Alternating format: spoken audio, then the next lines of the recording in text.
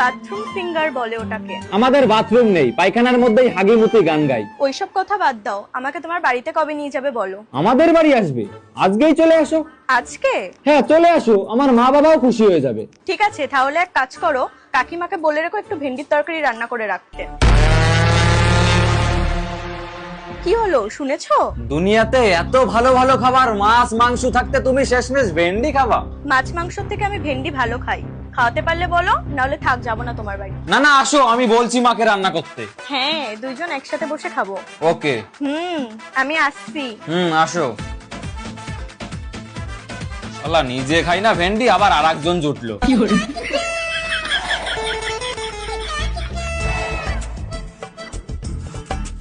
মা ভেন্ডি বানাও তো।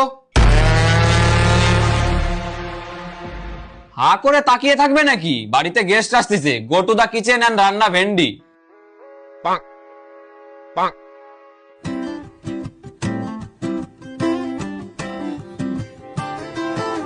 নাও মা, খেয়ে নাও। থ্যাংক ইউ কাকিমা। নে তুইও খা। খাও খাও, দেখো হেভি রান্না হয়েছে।